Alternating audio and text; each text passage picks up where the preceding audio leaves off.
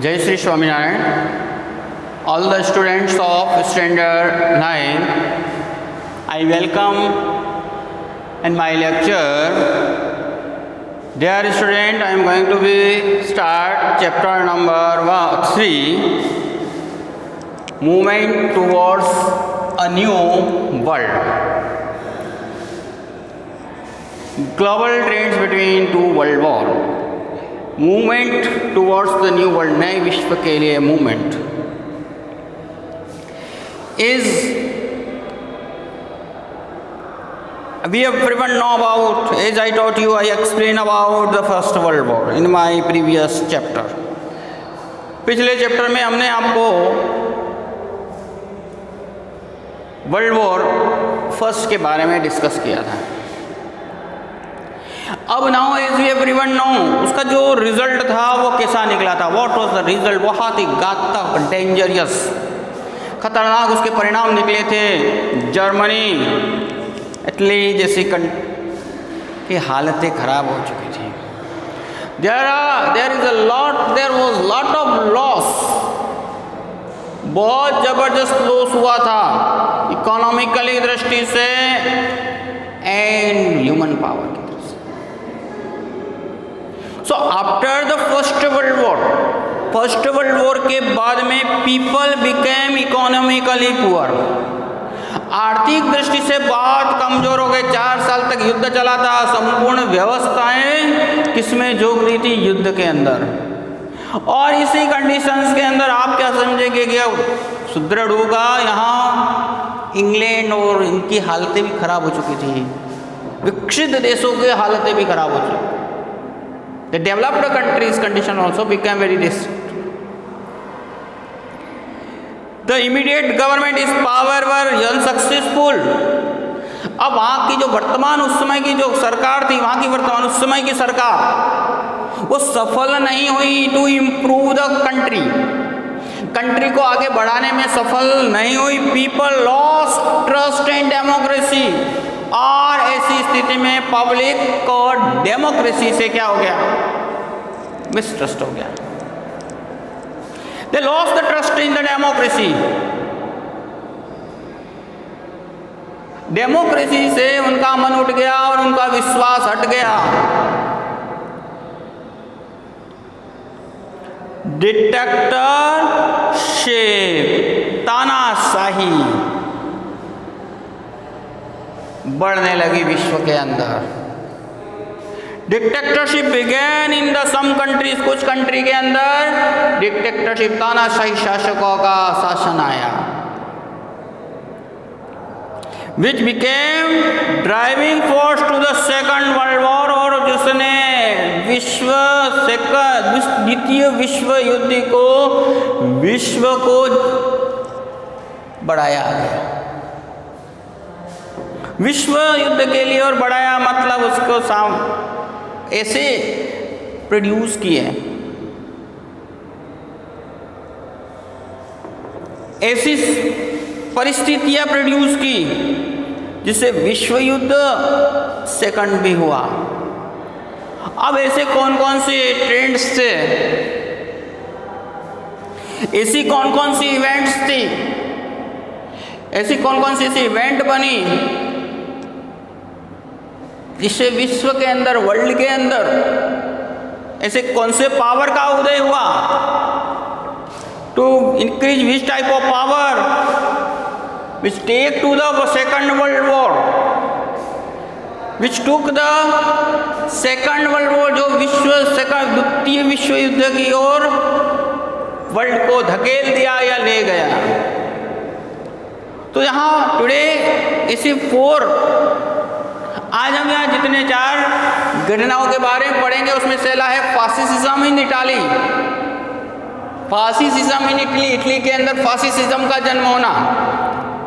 Nazism in Germany, militarism in Japan and global depression. तो आज इन 4 महत्वपूर्ण टॉपिक के ऊपर हम पढ़ने जा रहे हैं कि ये किस तरीके से फासिज्म इटली में आया, फिर Nazism in Germany, militarism in Japan और ग्लोबल डिप्रेशन। तो ये हम 4 पॉइंट्स के ऊपर हम स्पेशली आज हम लोग डिस्कशन करने जा रहे हैं। तो देखिए, in the first world war Italy was on the side of winning nation. देखो, फर्स्ट वर्ल्ड वॉर में इटली किसके साथ था, आपको ध्यान में होना चाहिए। फर्स्ट वर्ल्ड वॉर के समय में इटली जीते हुए शासक की ओर था। जो कंट्री जीत गए थे उसमें अमेरिका, इंग्लैंड, फ्रांस मुख्य रूप से उन कंट्रीज के साइड फेवर में था। फॉट दोज नेशन, उन नेशन के साथ में उसने लड़ाई की। It incurred the massive expenditure और 12 बिलियन, और कितना 12 बिलियन 12 बिलियन डॉलर्स खर्च किए युद्ध के अंदर। Lost lives of 6 lakh soldier, 6 lakh सैनिकों को गंवाया उसने। Yet the other winning nation took the over the choicest territories, और इसके बावजूद जो दूसरे नेशंस थे, विनर्स थे, उन्होंने अपनी पसंद की टेरिटरीज को ले लिया। इटली इटली को इग्नोर कर दिया। देखो, कितना बड़ा नुकसान उठाने के बावजूद भी इटली को उन्होंने इक्वलिटी, समानता नहीं दी, उसको इग्नोर कर दिया। एक्सपेंडिचर किया कितना, 12 बिलियन डॉलर्स, 6 लाख सोल्जर्स को लॉस्ट किया उन्होंने, 6 लाख सोल्जर्स मारे गए। और ऐसी परिस्थिति में Italy was angry and frustrated. Italy को बहुत ही क्रोध आया और फ्रस्ट्रेट हुआ। And Italian consider government responsible for the role. वहाँ इटली के लोगों ने सोचा कि इसके लिए जो इटली की गवर्नमेंट है वो रेस्पॉन्सिबल है। The nationalistic feeling was hurt, राष्ट्रीयता की भाव का अपमान किया गया, और उसके लिए इटालियन पीपल ने, Italian considered it's government responsible. Italian लोगों ने क्या किया, उसकी जो गवर्नमेंट थी उसके लिए रेस्पॉन्सिबल है। And was more than eager to avenge the national humiliation as soon as possible, और इस अपमान का बदला लेने की बात सोचने लगा। राष्ट्रीयता की भावना वाले लोग थे इटली के अंदर। Eager to avenge national humiliation soon in order to salvage the Italy को बचाने के लिए सच डायर, किसी खराब कंडीशन हो गई, इस कंडीशन को बचाने के लिए Benito Mussolini launched the fascist party. Benito Mussolini ने एक नई पार्टी का जन्म दिया, मतलब उसने एक नई पार्टी बनाई, और दैट इज फैसिज्म से कहलाई। That is called fascist party के नाम से। इस अमानवीय कृत्य से उभरने के लिए, मतलब ये जिस अपमान से उभरने के लिए, देखो उसी समय में मुसोलिनी ने लॉन्च की फासिस्ट पार्टी ही एडॉप्टेड, और उसने अपनी पार्टी का जो सिंबल रखा था वो था bundle of sticks and x, एक बंडल लकड़ियों का और एक्स, ये इसका सिंबल था। और ये symbol of supremacy in Roman emperor के अंदर इसको सुप्रीमेसी कहा जाता है, द सिंबल ऑफ इस पार्टी, और उसने अपनी पार्टी का सिंबल रखा। Fascism have evolved from to the Italian word fascism, फैसिस का मतलब मुकाबला करने वाले शब्दों से लिया गया, which means the absolute control the state, और उसका मुख्य उद्देश्य क्या था, स्टेट के ऊपर कंट्रोल करना। All the things Mussolini's maxim was one party one leader, लेकिन उसका एक पार्टी में एक ही लीडर। बहुत सारे लीडर होंगे तो क्या होगा, तकलीफ होगी। He gave military training to his party volunteers, जितने उसके पार्टी के वॉलंटियर्स थे उन सबको ट्रेनिंग दे दी गई। सोल्जर्स की, सैनिकों की।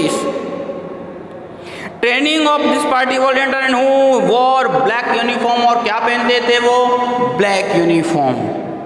After coming to power Mussolini capture Rhodes and Dodecanese island. और देखो मुसोलिनी को सत्ता मिली और उसने सत्ता प्राप्त करने के बाद में सबसे पहले Rhodes and Dodecanese island from Turkey, तुर्की के इन दोनों क्षेत्र को उसने हड़प लिया, छीन लिया। ही ऑल्सो वॉन अल्बानिया, उसने अल्बानिया को जीता, अब्जीनिया एंड फ्यूमे पोर्ट इन 1924। इसके विस्तारवादी नीति ने हमें विश्व युद्ध की ओर झोंकने का प्रयास किया। And after this victories Mussolini snapped all the ties with league of nation, और जितने उसके लीग ऑफ नेशन से संबंध थे उसको स्नैप आउट कर दिया, मतलब हटा दिए। देखो लीग ऑफ नेशन बनाया गया था 1919 के अंदर आफ्टर फर्स्ट वर्ल्ड वॉर, और उसका मेन पर्पस क्या था? विश्व युद्ध से रोकना। लेकिन उसके जितने जो रिलेशनशिप थे वो सब उसने हटा दिए and join Rome, Berlin, Tokyo. Axis group जो बनाया, Rome, Berlin and Tokyo axis, thus Italy become responsible for the second world war.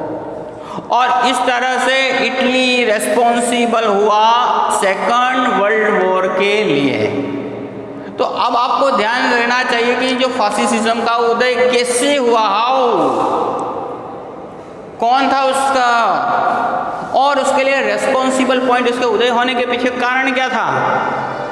तो इस आपको ध्यान में होना चाहिए, fascism is founded by the Benito Mussolini, और एज भी उसके पीछे कारण था कि फर्स्ट वर्ल्ड वॉर में इटली इज पार्टिसिपेटेड या at the side of the winner,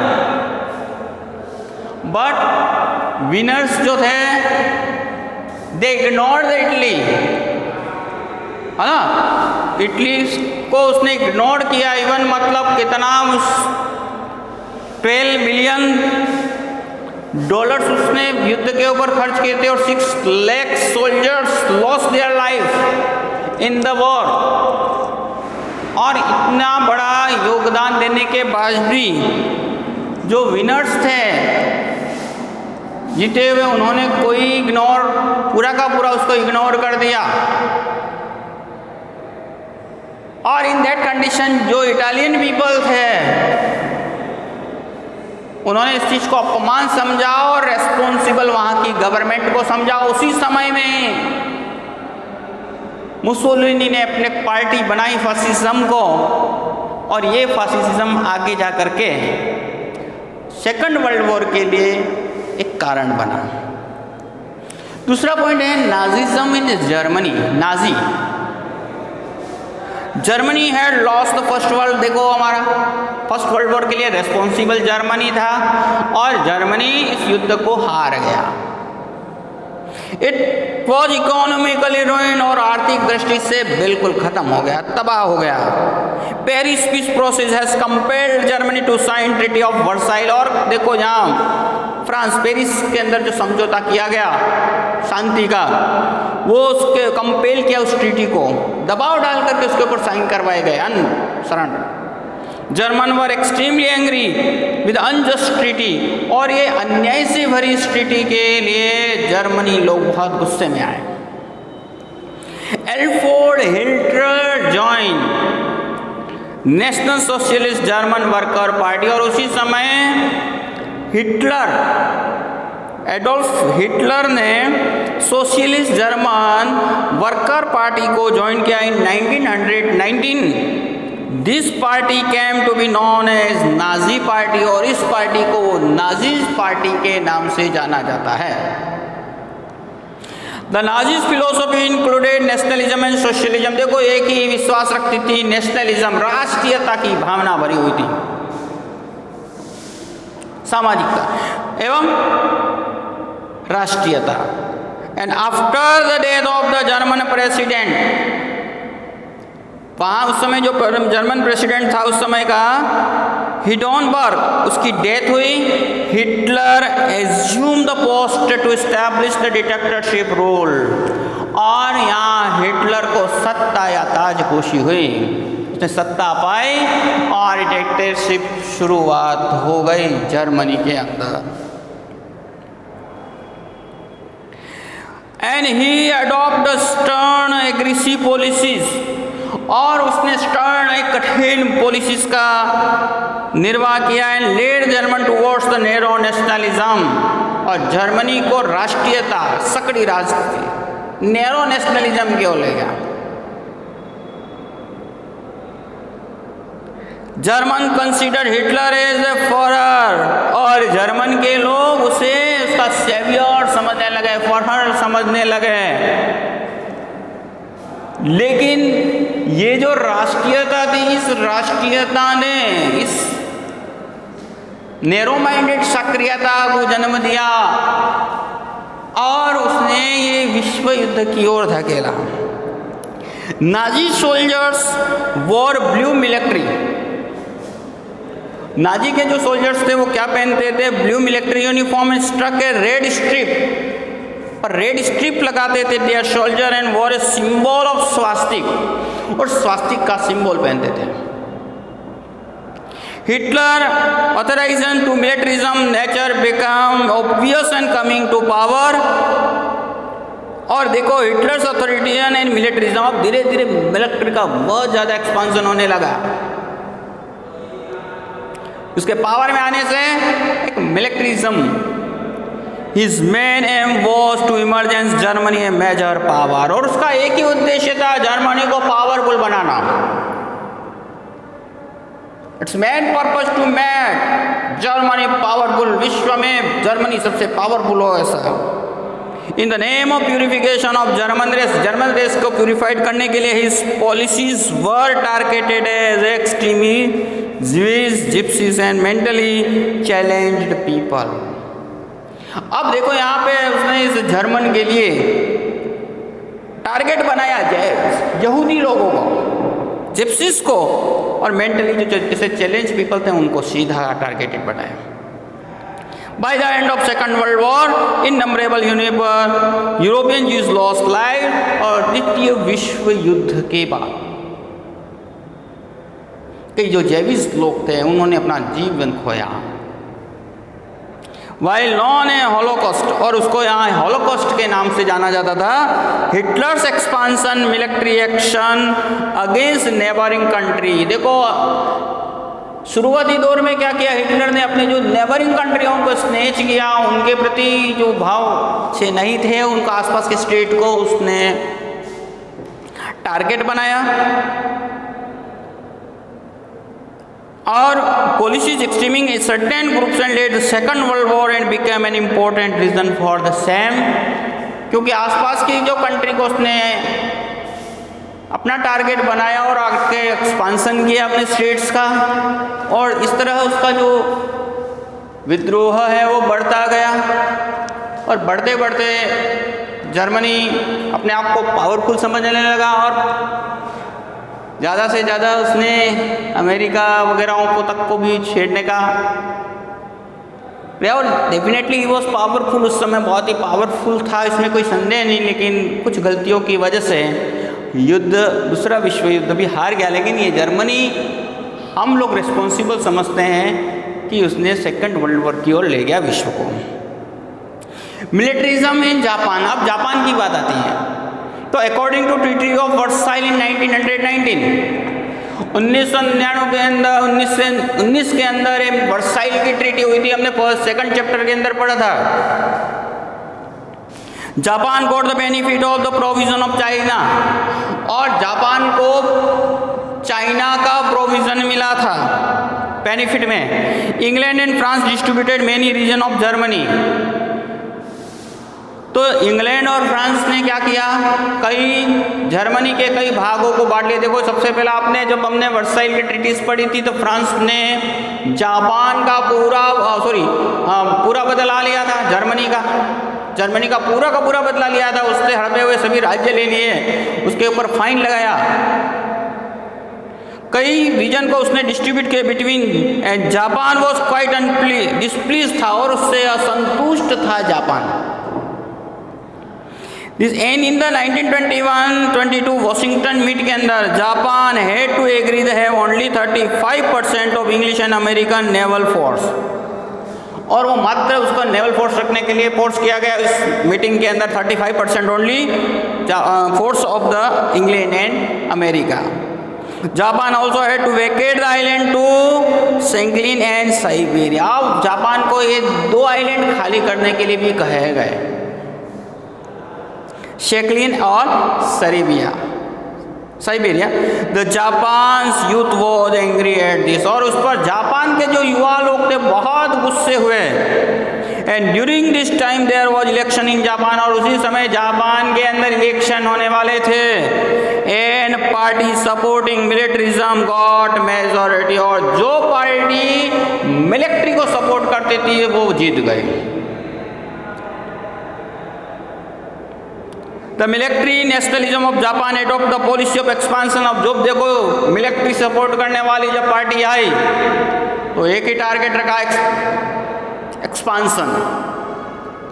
Japan did not gate permanent place in the league of nation, और लीग ऑफ नेशन में भी जापान को कोई परमानेंट प्लेस नहीं दिया था।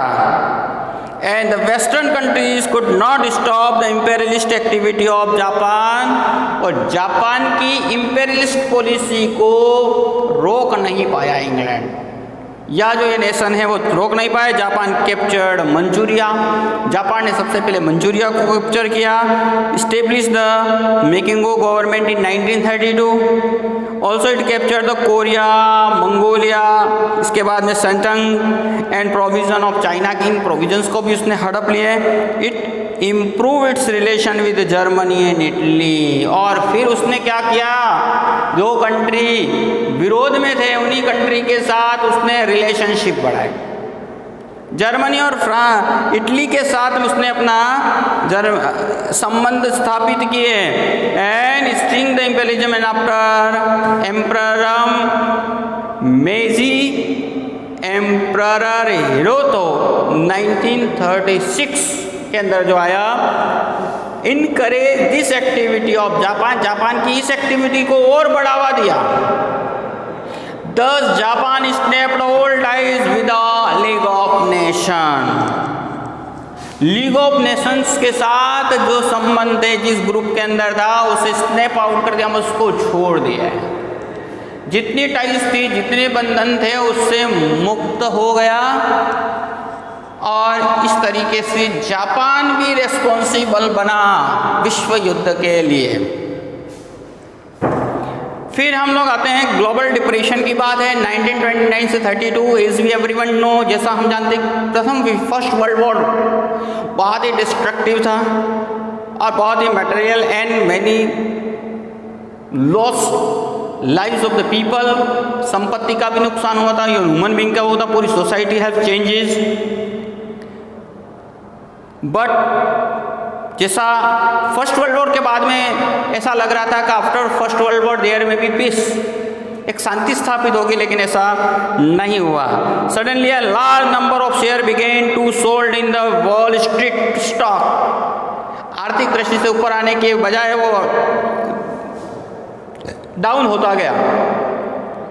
And causing the shock to whole world, और जो स्टॉक एक्सचेंज था वो क्या हो गया, डाउन हुआ और उससे पूरे विश्व को हिला के रख दिया।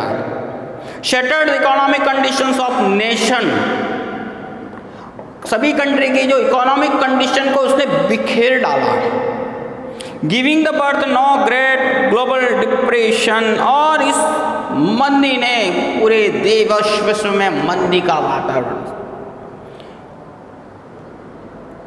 Even a superpower like Great Britain had sacrificed the policy to keeping gold reserve against the currency pound. Pound के करेंसीज के अगेंस्ट में गोल्ड को रिजर्व करना भी उसने, इंग्लैंड जैसे लोगों ने भी स्टार्ट कर दिया, इंग्लैंड जैसे कंट्री ने भी। And this affected the other nation of the world, international trade and industry, और इसने विश्व के कई अन्य देशों की इंडस्ट्रियल रिलेशन ट्रेड और को प्रभावित किया। And prosperous nation like America also had impose strict measure to global trade and reduce the half, और उसने विश्व के साथ अपना ट्रेड भी आधा कर दिया, और इस तरीके से ये जो ग्लोबल डिप्रेशन था उसने भी विश्व को, क्योंकि संबंधों में तनाव आने लगे एक कंट्री दूसरे कंट्री के साथ, और इस इकोनॉमिक कंडीशंस के आपस सुलझने के लिए ग्लोबल डिप्रेशन एक रेस्पॉन्सिबल रहा सेकंड वर्ल्ड वॉर के लिए। तो डियर स्टूडेंट, हमने इन 4 पॉइंट्स के ऊपर स्टडी की। Fascism in Italy, Nazism in Germany, militarism in Japan and global depression. ये चारों 4 किस तरीके से सेकंड वर्ल्ड वॉर के लिए रेस्पॉन्सिबल थे। नेक्स्ट में हम लोग causes of second world war पढ़ेंगे, क्या कारण रहे जिनकी वजह से। तो ये इन 4 पॉइंट्स के ऊपर आपको स्टडी करनी, इसको ध्यान रखना है किस तरीके से रेस्पॉन्सिबल थे, किस तरह इन्होंने एक चिंगारी का काम किया है। ये सभी पॉइंट्स वापस से यहाँ रिवाइज होंगे, हाउ इट दे रेस्पॉन्सिबल। लेकिन ये जो जिस तरीके से वर्ल्ड के अंदर जो कंडीशन चेंज आई थी वो हमने देखे कि ये न्यू पार्टी, एक नई पार्टी जो राष्ट्रहित की पार्टी, मिलिट्रिज्म सपोर्टिव पार्टी का उदय हुआ, सत्ता साथ में आई मिलिट्रिज्म, है ना। एक मिलिट्रिज्म मतलब यहाँ विश्व किसको सपोर्ट कर रहा था, जो लोग थे इटली थे, तो फासिज्म कैसी पार्टी थी, विच सपोर्ट मिलिट्रिज्म। नाजिज्म, हिटलर वो खुद भी एक सैनिक था, ऐसा कहा जाता है, वो सोल्जर एंड वो रिटायर्ड सोल्जर्स था, वो और उसके भाव भी थे, और वो expansion policies. Germany, militarism in Japan, Japan के अंदर मिलिट्रिज्म क्यों हुआ उसके पीछे आपको कारण बताए, और उसके लिए यदि हम रेस्पॉन्सिबल माने केवल या इन कंट्रीज को ही रेस्पॉन्सिबल माने तो ये it is also wrong thing. क्योंकि जस्ट लाइक इन इटली ने कितना एक्सपेंडिचर किया था, how much is expand, 6 lakh तो उसके सैनिक मारे गए, तो $12 मिलियन उसने खर्च किया, बट इसको इग्नोर किया जो विक्टोरियस कंट्रीज थे। तो स्वाभाविक है उसका नाराज होना। नाजिज्म इन जर्मनी के अंदर उदय हुआ, क्यों हुआ कि एंड जो वर्साइल की ट्रीटी को वो क्या मानते थे, अपना अपमान समझते थे, उनको सरेंडर कराया गया, कंपेल किया गया, और ये अनजस्ट ट्रीटी डिक्लेयर्ड की, और the people of wanted to take the revenge from to this following country, उन कंट्री के साथ में वो रिवेंज लेना चाहते थे, और इस रिवेंज के रूप में जर्मनी के अंदर नाजिज्म का उदय हुआ। और ये नाजिज्म मतलब पूरा मिलिट्री ग्रुप की तरह था, अपने वॉलंटियर्स वगैरह को पूर्ण मतलब कहते हैं सोल्जर सैनिक शिक्षा का अभ्यास करवाया गया। इसी तरह जापान के साथ में, जापान भी प्रथम विश्व युद्ध में in the first world war he was in support of the victorious country, ये विक्टोरियस कंट्री के साथ में था, लेकिन यहाँ पे इसको भी इग्नोर किया गया। और फिर इसने लीग ऑफ नेशन में जो गिवन एनी प्लेस, इसको कोई अच्छा पद नहीं दिए जाने की वजह से वो नाराज था। उसने अपने जो जितने ट्रीटीज थी, जो टाइअप्स थे, वो स्नैप कर दिए, खत्म उड़ा दिए। और इस तरीके से जापान अपने आप में रेस्पॉन्सिबल था, लेकिन उससे हम अकेला उसको स्वीकार कर लें भाई ये इस रेस्पॉन्सिबल, तो रेस्पॉन्सिबल हो सकता है उन कंट्रीज़ की पॉलिसी को भी कह सकते हैं जो जापान के लिए अच्छी नहीं थी। और अंतिम जो चौथा पार्ट जो हमने ग्लोबल ट्रेड्स की बात कर रहे हैं, जिन टॉपिक्स की बात कर रहे हैं, उसमें ग्लोबल डिप्रेशन होना, क्योंकि इस वर्ल्ड क्या हो गया था, इकोनॉमिक दृष्टि से रूइन हो चुका था, इकोनॉमिक कंडीशन उनकी बहुत ख़राब हो चुकी थी, न गवर्नमेंट, कोई भी गवर्नमेंट उसके लिए सफल नहीं हो पा रही थी। ठीक है, अब इस डिप्रेशन से निकलने के लिए युद्ध एक तरीका होता था, युद्ध की बजाय तो ये ग्लोबल डिप्रेशन से बाहर निकलने के चक्कर में इस ग्लोबल डिप्रेशन ने भी वर्ल्ड को किस ओर ले गए, तो विश्व को सेकंड वर्ल्ड वॉर की ओर ले गए। तो dear student, homework is what? क्या है होमवर्क आज का? आपको पता लग गया होगा। राइट द शॉर्ट नोट, ये चारों शॉर्ट नोट लिखेंगे और इसको पहले तैयार करके रखेंगे। ये आपका होमवर्क होना चाहिए, कंप्लीट होना चाहिए। So you can be able to understand. आगे जो रीजन्स या कोजिज्म पढ़ेंगे वर्ल्ड वॉर के बारे में, वो आपको अच्छी तरीके से समझ में आ जाएंगे। So write the short note on this following points. जय श्री स्वामी नारायण, जय श्री स्वामी नारायण, जय श्री स्वामी नारायण।